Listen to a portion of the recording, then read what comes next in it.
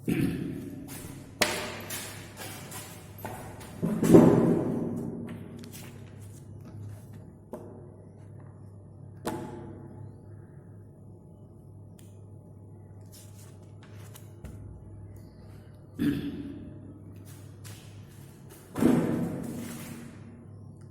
باللہ من الشیطان الرجیم بسم اللہ الرحمن الرحیم قال اللہ تعالی والشمس وضحاها والقمر اذا تلاها والنهار اذا جلاها والليل اذا يغشاها والسماء وما بناها والارض وما طحاها ونفس وما سواها فألهمها فجورها وتقواها۔ عزیز طلبہ، گزشتہ سبق میں سورۃ الشمس کی آیت نمبر 8 تک اس کا ترجمہ اور اس کی تشریح کی گئی تھی۔ آگے اللہ تبارک تعالیٰ ارشاد فرماتا ہے قد افلح من زکاها وقد خاب من دساها۔ افلاح کے معنی ہوتے ہیں کامیاب ہونا، اور زکا یزکی تزکیہ جس کے معنی ہوتے ہیں صاف پاک ہونا، پاک کرنا۔ اللہ نے فرمایا کہ قد افلح، تحقیق کی وہ کامیاب ہو گیا، تحقیق کی وہ کامیاب ہو گیا، من زکاہا، جس نے اپنے آپ کو پاک کر لیا، جس نے اپنے نفس کو پاک کر لیا وہ کامیاب ہو گیا۔ کس سے پاک کر لیا؟ شرک سے، معصیت سے، اور اخلاق کی آشائشوں سے، بد اخلاقی سے، گناہوں سے، ان تمام امور سے جس نے اپنے نفس کو پاک کر لیا، بچا لیا، قد افلح، تحقیق کی وہ کامیاب ہو گیا۔ اور اس کے برخلاف وقد خاب من دساها، خوابہ کے معنی ہوتے ہیں ناکام ہونا، گھاٹا اٹھانا۔ دسوں کے معنی ہوتے ہیں چھپانا، اپنے نفس کو چھپا لیا۔ کیا مطلب ہوا؟ وقد خاب من دساها، تحقیق کی وہ ناکام ہوا، من دساها، جس نے اپنے آپ کو، اپنے نفس کو خاک میں ملا دیا۔ وہ وقد خاب، اور تحقیق کی وہ گھاٹا اٹھایا، وہ ناکام ہوا، من وہ شخص، تحقیق کی ناکام ہوا وہ شخص، دساها، جس نے اپنے آپ کو خاک میں ملا دیا، اپنے نفس کو خاک میں ملا دیا۔ کیا اس کا مطلب ہوا؟ کہ جس انسان نے اپنے آپ کو چھپا لیا، اسلام سے چھپا لیا، نیک کاموں سے چھپا لیا، دین سے چھپا لیا، اور اپنے آپ کو شرک، بدعت اور گناہوں میں ملوث کر لیا، تو گویا کہ وہ انسان ناکام ہوا۔ جس نے اپنے آپ کو چھپا لیا، اپنے نفس کو چھپا لیا، تاریکی میں چھپا لیا، گناہوں میں چھپا لیا، شرک میں چھپا لیا، سب کے اندر چلا گیا، اس سے کوئی نیک کام نہیں ہوا، تو اس کے بارے میں اللہ فرما رہا ہے وقد خاب من دساها، اور تحقیق کی وہ ناکام ہوا جس نے اپنے آپ کو خاک میں ملا دیا، جس نے اپنے آپ کو چھپا لیا، یعنی اپنے آپ کو گناہوں میں چھپا لیا۔ کذبت ثمود بطغواها، قوم سمود نے جھٹلایا، قوم سمود نے جھٹلا دیا۔ کس کو جھٹلا دیا؟ نبی کو جھٹلا دیا، شریعت کو جھٹلا دیا، ایمان اور اسلام کو جھٹلا دیا، نیک کاموں کو جھٹلا دیا، اللہ کی عبادت کو جھٹلا دیا۔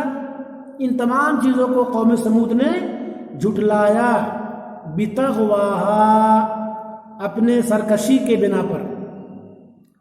اپنی سرکشی کی بنا پر، چونکہ اللہ تبارک تعالیٰ نے ان لوگوں کو بہت ہنر دیا تھا، بہت طاقت دی تھی، پہاڑوں میں یہ تراش تراش کر کے گھر بناتے تھے، مضبوط تھے، لمبے قد کے تھے، طاقت بھی زیادہ تھی، ہنرمند بھی تھے، اللہ تبارک تعالیٰ نے ان کو بہت ساری نعمتوں سے نوازا تھا۔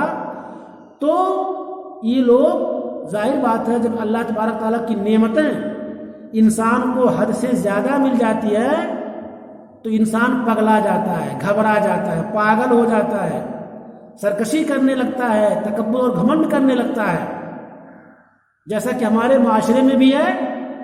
آپ معائنہ کیجئے، اپنے اپنے سماج، اپنے اپنے گاؤں کا معائنہ کیجئے کہ اگر اللہ تبارک تعالیٰ نے کسی کو اولاد کی نعمت، زمین جائیداد کی نعمت، مال دولت کی نعمت، حسب نسب کی نعمت دے دیا، تب وہ انسان سمجھتا ہے کہ ہم سے بڑا کوئی نہیں، پورے گاؤں کا ٹھیکیدار میں ہی ہوں۔ تو ایسے ہی ان لوگوں نے بھی کیا تھا۔ کذبت ثمود بتغواہا، قوم ثمود نے اپنی سرکشی کی بنا پر جھٹلا دیا۔ اذ انبعث اشقاہا، جبکہ بعثہ کے معنی کھڑا ہونا، بھیجنا، تمام معنی میں استعمال ہوتا ہے۔ اشقاہا شقیون سے، یہ لفظ گزر چکا ہے، بدبخت، شقیون سے اشقا یعنی بہت زیادہ بدبخت، اور اس کے خلاف سعیدن ہے، اس کے معنی نیک بخت۔ تو سعیدن کے معنی نیک بخت اور شقیون کے معنی بدبخت، یہاں شقی ہے۔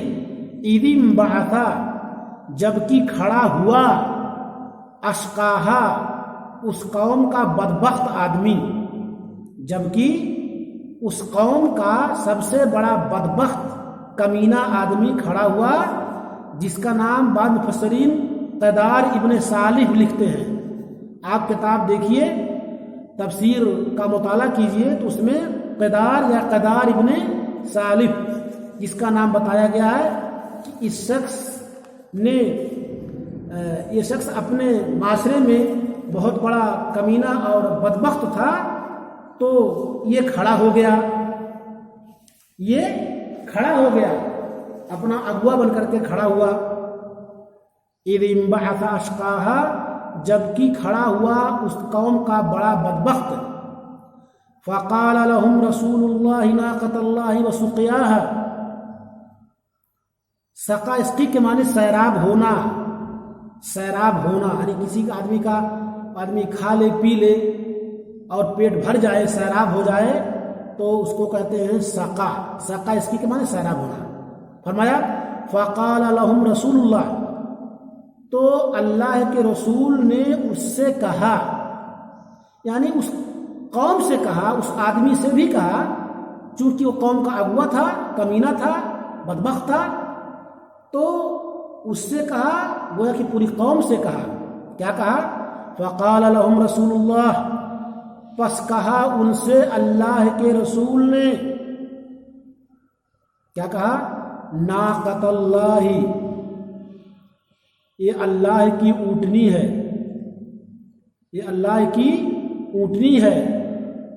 یعنی اللہ تبارک تعالیٰ نے ایک معجزاتی طور پہ جب اس قوم نے کہا تھا اپنے نبی سے صالح علیہ السلام سے کہ اس پہاڑ سے ایک اونٹنی نکال دو تب ہم آپ پر ایمان لے آئیں گے، اس قوم نے اپنے نبی حضرت صالح علیہ السلام سے کہا تھا کہ اس پہاڑ سے ایک اونٹنی نکال دو تو ہم کیا کریں گے؟ ایمان لے آئیں گے۔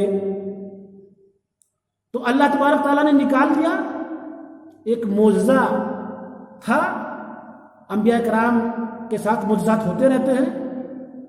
اللہ تبارک تعالیٰ نے ایک اونٹنی پہاڑ سے نکال دی، تو اس اونٹنی کے بارے میں اس نبی نے کہا کہ یہ اللہ کی اونٹنی ہے، وسقیاہا، اور اس کے پانی پینے کی حفاظت کرو۔ مطلب کیا ہے؟ اس کے پانی پینے کی باری کی حفاظت کرو۔ اصل میں جب اللہ تبارک تعالیٰ نے پہاڑ سے ایک اونٹنی نکال دی تو اور جو دنیاوی اونٹنیاں تھیں اس کو دیکھ کر کے ڈرنے لگی، بھاگنے لگی، اس کے ساتھ کوئی ٹک بھی نہیں پاتی تھی۔ جہاں ایک اونٹنی پہنچتی تھی ساری اونٹنیاں بھاگ جاتی تھی۔ تو اللہ تبارک تعالیٰ نے طریقہ سکھایا کہ ان کی باری مقرر کر دی جائے، یعنی ایک دن یہ اونٹنی اپنے چراگاہ میں چرے اور دوسرے دن وہ اونٹنیاں چرے، ایک دن اس گھاٹ پہ یہ اونٹنی پانی پیے اور دوسرے دن اور اونٹنیاں پانی پیے، یعنی الگ الگ، تاکہ کوئی اونٹنی کو دیکھ کر کے بھاگے نہ۔ تو اسی اونٹنی کے بارے میں کہا کہ ان کے باری کی حفاظت کرو۔ اللہ تبارک تعالیٰ نے اس اونٹنی کو پہاڑ سے نکال دیا ہے، یہ ناقۃ اللہ ہے، یہ اللہ کی اونٹنی ہے، اللہ نے نکالا ہے خاص کر کے آپ کو دکھانے کے لیے کہ آپ دیکھو اللہ تبارک تعالیٰ کتنا بڑا، کتنی بڑی اس کی طاقت ہے، تو جو چاہے کر سکتا ہے۔ اس کو دیکھو اور اللہ کو سمجھو اور ایمان لے آؤ۔ فَكَذَّبُوهُ فَعَقَرُوهَا، عقرہ کے معنی کاٹنا، کاٹ دینا، فدمدمہ کے معنی ہلاک ہونا، عذاب کے معنی میں ہے۔ فدمدم علیہم ربہم بذنبہم، ذنب کے معنی گناہ، فسواہا، سوا اسمی کے معنی برابر کرنا۔ اللہ فرما رہا ہے فَكَذَّبُوهُ فَعَقَرُوهَا، تو لوگوں نے اس بات کو جھٹلا دیا، یعنی اونٹنی کی باری کی حفاظت کرنے کی بات جو نبی نے بتائی تھی، اس بات کو انہوں نے جھٹلا دیا اور اس کی رعایت نہیں کی۔ فَعَقَرُوهَا، اور اونٹنی کے کوچے کو بھی کاٹ دیا، یعنی اس کو مار دیا، ذبح کر دیا۔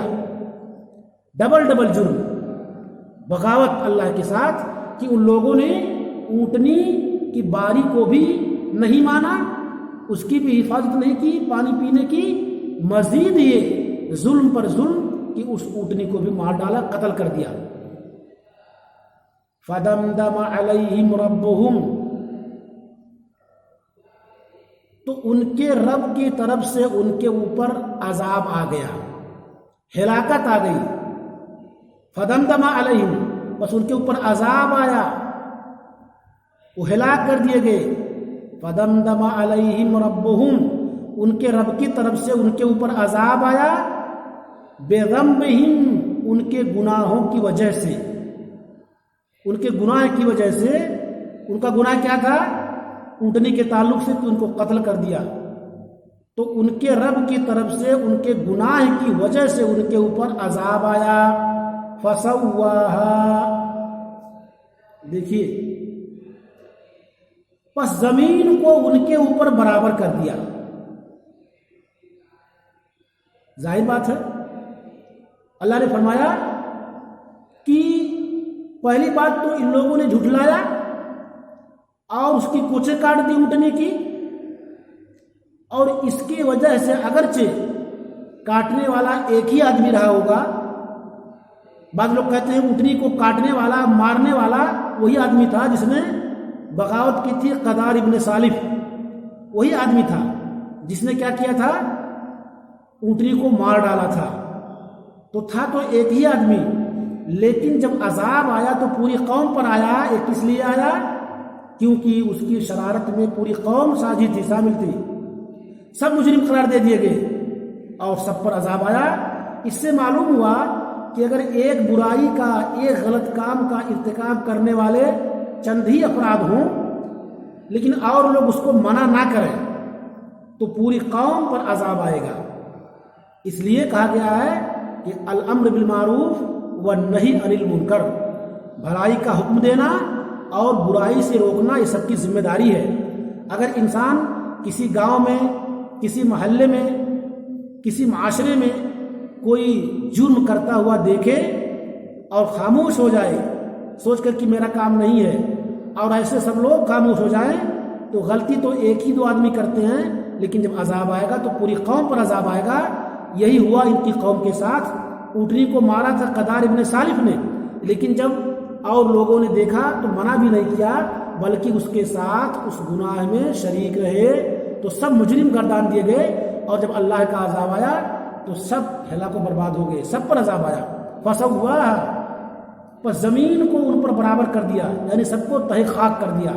جب اللہ کا عذاب آسمان سے آیا تو سب زمین کے اندر گر پڑے، ان کے اوپر پتھر اور مٹی، اور یعنی اللہ تعالیٰ نے ایسے زمین کو برابر کر دیا جیسے یہاں کوئی تھا ہی نہیں، سب کو اپنی گرفت میں لے لیا، کیونکہ وَلَا يَخَافُ عُقْبَاهَا، وہ لوگ اس کے انجام سے نہیں ڈرتے تھے۔ اللہ کی سزا سے، اس کے انجام سے ان لوگ ڈرتے ہی نہیں تھے، تب تو ان لوگوں نے ایسا کام کیا کہ اللہ کی اونٹنی کو مانگا، اللہ نے اونٹنی دے دی، پھر بھی ایمان نہیں لائے اور مزید ہے کہ اونٹنی کو مار بھی ڈالا۔ ظاہر بات اتنا بڑا کام کیا تو اللہ کا عذاب آئے گا اور آنا لازمی بھی ہے ایسی قوم پہ۔ اس لیے اللہ نے فرمایا کہ ان کی قوم نے اس جرم کو دیکھا، منع نہیں کیا، اور اونٹنی کو ذبح کرنے والے نے ذبح کر دیا، اس کے بعد ان کے رب کے طرف سے ان کے گناہ کی وجہ سے ایسا عذاب آیا کہ پوری زمین برابر ہو گئی، سب کے سب تہے خاک ہو گئے، سب کے سب زمین میں سما گئے۔ وَلَا يَخَافُ عُقْبَاهَا، کیونکہ وہ لوگ اس کے انجام سے ڈرتے نہیں تھے، وہ سوچتے نہیں تھے کہ اتنا بڑا جرم کرنے کے بعد میرے اوپر ایسا عذاب آ سکتا ہے، اور اللہ تبارک تعالیٰ نے اس کا مزہ چکھا دیا، ان لوگوں نے اس کو دیکھا۔ اسی کے ساتھ یہ سورۃ الشمس کا ترجمہ اور آیتوں کی تشریح ختم ہوئی، باقی انشاءاللہ کل کے سبق میں ہوگا۔ والسلام علیکم ورحمۃ اللہ وبرکاتہ۔